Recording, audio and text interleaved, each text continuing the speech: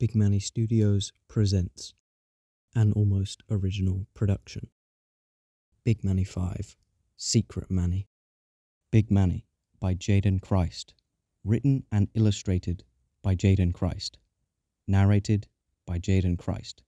With special guests Siôn-Anthony and Cienna Chelsie. It's early in the morning on the 4th of December, 2079. Emmanuel Manny Heffely III is very average-sized for someone in the body of a 4-year-old. Him and his best friend Obama are laying on the deck chairs outside the White House, drinking constantly, as they have done every day for the last year. Life was good, and nothing could spoil it. Until Obama asked a very stupid question that never needed to be asked. Hey, you're, Manny, why did you, get big all those years ago? Manny sits up in his chair and thinks as hard as he can. This is some information that has been pushed deep down by regret and booze that it's almost impossible to resurface. Manny tried to dig out the memory of what he did for over 50 years to stay big. After a moment of silence, he says, Well, I don't actually remember. Obama looks down for a second and takes a sip from his whiskey. Oh, that's a shame, he says with a frown. A few minutes of silence later, and Obama pipes up again, slurring his words. He says, this is gonna sound a little crazy, but what if we go to your childhood home and just look for clues or something? I'm not too drunk, so I don't mind driving. Manny takes a generous drink from his glass and thinks for a bit too long, until he finally answers. Yeah, okay. Sounds good to me. I'll keep drinking if you're driving, though. Let's go already. Then the two best friends jump in the Obama Air private jet Air Force One without asking President Donaldson and fly off into the sky in the complete wrong direction.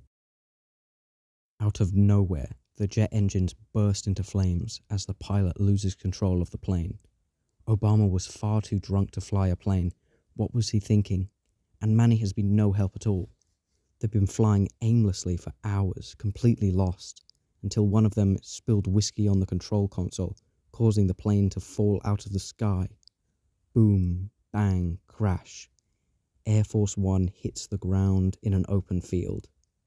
Obama crawls out from the wreckage and pulls Manny out behind him. The duo were mostly unharmed, but confused on where they'd crashed. Obama says to Manny with a smile, Hey, that really sobered me up.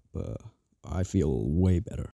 Manny looks around, dazed, and then replies, Whew, yeah, me too. Oh, look, there's my house. He points across the field to a large house in the distance. It was, in fact, Manny's house. Manny's childhood home was a tall, white building with grey paint strips lining the outside and black roof tiles. Obama and Manny walk up the path to the Heffley's front door. He knocks twice, but there's no answer. Manny is hit with a wave of depression, and he confesses to his best friend. Obama, no one's going to be home. I killed my family last time I was here. Obama chokes for a second and coughs nervously, then whispers, right, I forgot. There's a second of awkward silence until Manny speaks. Maybe we could try the back door to get in? The two walk around the back of the house, through the gap between them and the neighbours.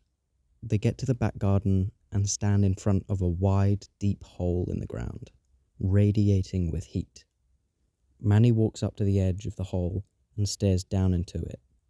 He murmurs, This is right where it happened.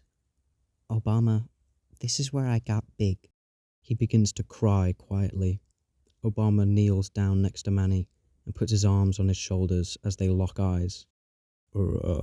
Manny, what happened back then isn't you. People can change, Manny, and you changed for the better. So don't worry about what you did. It's not your fault anymore. Obama says reassuringly. Manny wipes his face and feels better already. They both walk around the pit towards the house while holding hands. The moon hung low in the sky as they walk up to the back door and open it slowly. It was unlocked from when the Heffely family ran outside, but never went back in. The two men stared into the pitch-black doorway nervously. If we can't find anything, Manny, we'll just go back to drinking at the White House, Obama said, questioning whether learning the truth is really worth all the effort. Manny shook his head. He knew he had to do this. They walked inside and looked around the dark, abandoned house. They decided to split up and search for anything interesting. As they upturned the whole house, going through every room, they each shouted, nothing. No. Can't find anything. Nothing down here. Nope. Nothing here. Until Obama entered Manny's old bedroom and yelled, I think I found something. Manny ran upstairs to see what Obama found. He opened the door to his bedroom to see his old friend digging through a cardboard box with the words, "Not drugs," written on the side. What did you find? Manny asks, and Obama pulls out a small syringe, 2/3 full of a deep purple liquid. Obama held it in his hands carefully. He could almost feel the evil radiate off of the needle.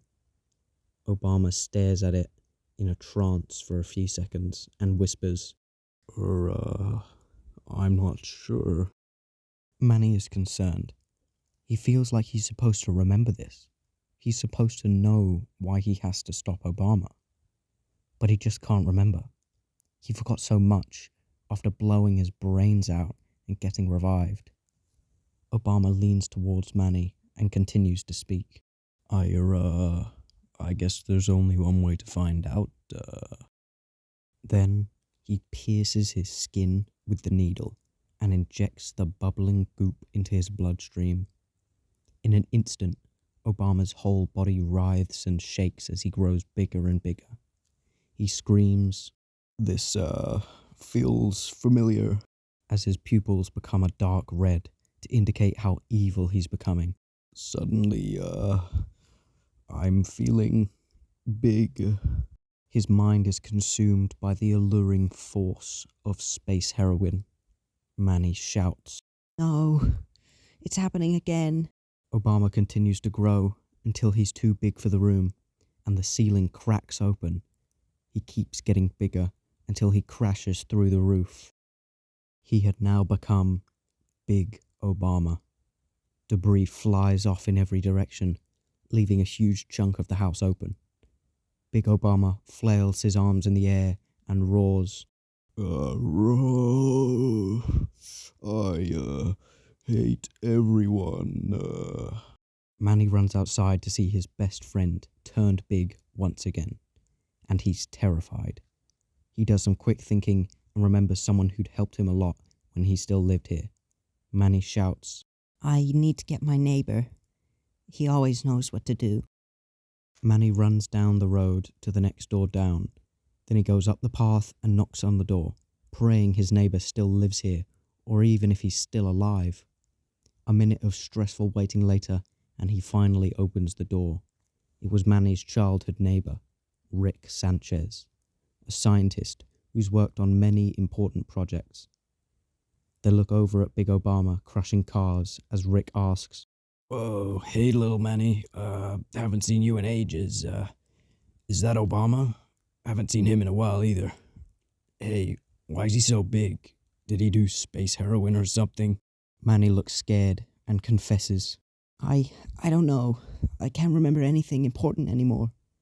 Can you help me with your infinite knowledge? Rick thinks for a bit on what to do next and says, I guess we could go to Pluto. Go get Obama. Rick hands Manny a giant dog leash and winks. Sometime later, Rick and Manny are flying through space on their way to the far-out dwarf planet. They had tied a leash around Big Obama's neck with a lot of struggle, and then connected it to the back of Rick's ship. They dragged Obama through the vast reaches of space as the ship rockets along with a zoom. Unfortunately, there's not much to look at in the local solar system, as no other people have made it off Earth, except for only the most intelligent of humans, and the Plutonians, a race of green humanoid creatures banished from Earth long ago. Rick and Manny travel through space for what feels like 100 years and 100 seasons in silence. They get closer to Pluto, and you can almost see buildings among the sea of pale orange sand and rocks. There's a few villages and cities of green houses and skyscrapers scattered around it, but in the center of them all is a pointy red factory.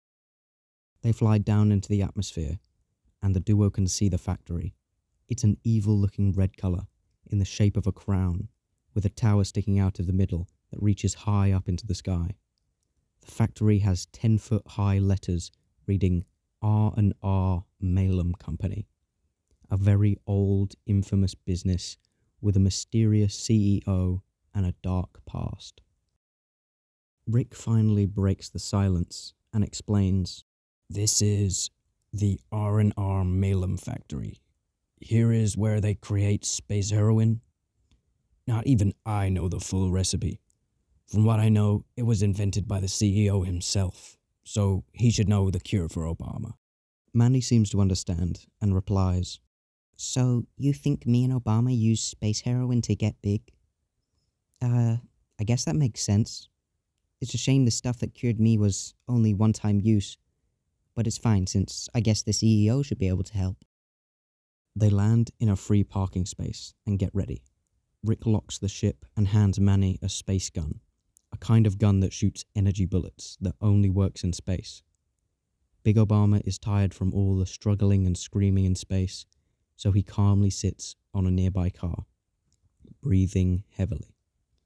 Rick signals that it's time to go, so Manny locks eyes with his best friend and says, Stay here, Obama. We'll be right back, and then we can go back to drinking at the White House. Sounds good, right? Big Obama doesn't answer. Rick and Manny run across the parking lot to the front door of R&R Malum.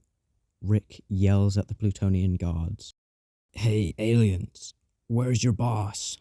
One of the Plutonians looks shocked at this and shouts back, Excuse me, but we were born on this planet, so if anything, you're the aliens." Rick thinks for a second and says, "Oh, wow, yeah, I guess you're right. What I says was pretty insensitive. I'm so sorry, but you're being really unhelpful." Then he raises both of his space guns and fires 2 electrical bolts directly into their skulls, sizzling their skin right off the bone and drying up the blood as quickly as it can come out. Manny takes a step back. He didn't expect them to actually use the guns. He thought they were just for intimidation. But he can't think for too long, as Rick is already running inside. They enter the main lobby, and Rick slams on the secretary's desk, screaming, "Where is your boss? We need to speak to him, now." The Plutonian secretary doesn't look away from her computer and says monotonely, "Mr. CEO is on the top floor. Do you have an appointment?" Rick replies, "Thank you, but we don't need an appointment."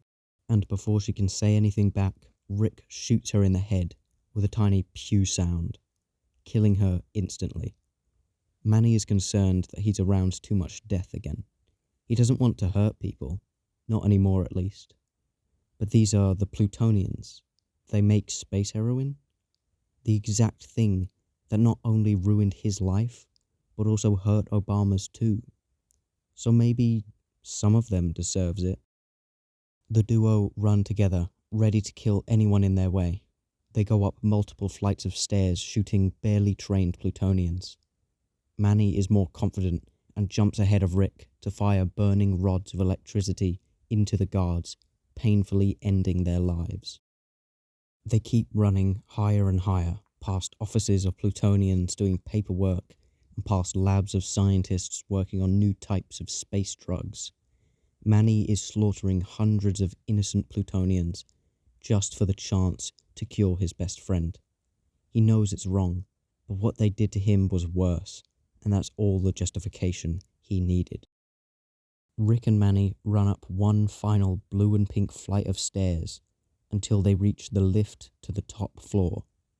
It's a well-kept mahogany frame holding the metal sliding doors that only go high into the air. But there's a guard dog, a long descendant to Cerberus of the old gate, the ever-entitled Brian Griffin. The fireman sips his martini until he notices the two men running towards him, and he spits out his drink. Brian nervously says, "You two cannot go up there without an appointment. Mr. CEO does not like being interrupted, so don't even think about going in that elevator."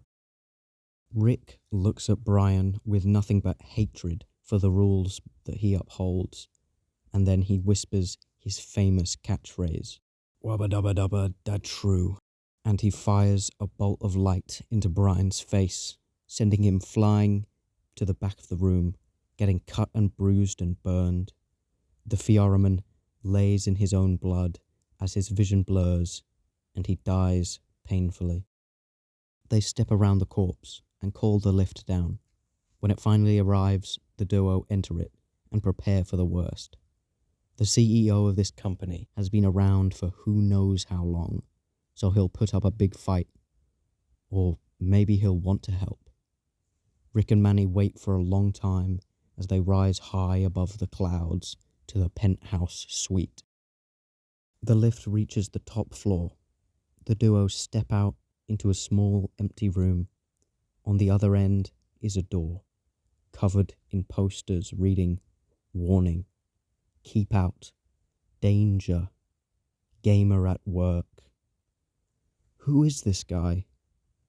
Well, it says Mr. CEO on the door as well. Rick checks his guns and says, "We're finally here. I'm out of ammo, so you've got to be ready." Manny nods and replies, I have to be ready. If this guy really can help, then we can end all of this pain. Finally. Manny jumps at the door and kicks it open, screaming as he pulls the trigger on his space gun and fires the last electrical bullet at Mr. CEO's computer. Mr. CEO is a large man sat at his double-monitor PC, doing work all day. His hands had reformed to only have 6 fingers in total, because those are the only ones he used anymore, playing on his computer all day. Rick, what are you doing back here? Why would you do this to my baby? Mr. CEO screams in fear as Rick points his empty gun at his head. Manny, drenched in blood, finally speaks his mind. CEO of R&R Malem Company, I need the cure for space heroin, because my best friend is big and evil. And if you don't, well, we'll shoot you. Mr. CEO looks very nervous, but composes himself and says, Oh, wow. Someone becoming big is definitely rare, but we should be able to help. But, I'm not the official CEO. Technically, it's my boss. He's retired, though, so it doesn't matter. Manny feels mixed about this and replies, Oh, so the guy who invented space heroin isn't here? Yeah, that's fine, yeah. Can we help Obama now? A month later, Obama has been in a deep coma at the Luca Memorial Hospital in Massachusetts. His body is weak from becoming big and then having the space heroin flushed out of his body. He lays motionless on his bed with a blood bag connected to his head. Manny has been waiting for Obama to wake up for weeks and barely sleeping. He whispers to his best friend, Come on, Obama. Please wake up. Just then, Obama's heart monitor began to beep faster. Ba-bum, ba-bum, ba-bum. Manny's eyes widen and he shouts, Obama, are you okay? Obama sits up slowly, rubbing his eyes until he sees Manny. He speaks to him slowly. Manny, I've always wanted to tell you, I've always wanted to say, Manny, I, Beep. The heart monitor drones a high, shrill noise. But Manny can't hear anything. His eyes blur and tears stream down his face. Obama was dead. Manny tries to say something, but the only word he can muster is, "Oh." Rick had been coming to the hospital every few days to check up on both of them, and he happened to be here today. He puts his arms on Manny's shoulder, semi-reassuringly, and says, "It was bound to happen soon. Manny, you'll be okay." But just outside the room, a group of Fair Bureaucracy Incorporated peacekeepers were counting down. 3, 2, 1. FBI, open up! They screamed as they smashed the door down with a battering ram. Rick is unfazed after the many times this has happened, but Manny, still crying, doesn't know what was going on and mumbles, What is this? What's happening? Some of the peacekeepers pull out handcuffs and snap them around Rick and Manny's arms. The head of the group yells at the top of his lungs, Emmanuel Heffely and Rickmansworth Sanchez, you are under arrest for so many reasons. "To be continued." And that's Big Manny 5. A new era for Big Manny, I'd say. But I can't reveal too much. I want to be clear when I say that the art will make a huge leap in quality from the next video onwards, because I started using a new art thing when I was making the originals, blah blah blah. So yeah, look forward to Big Manny 6, I guess. He got arrested, I wonder what'll happen. I don't know, please subscribe. Okay, bye.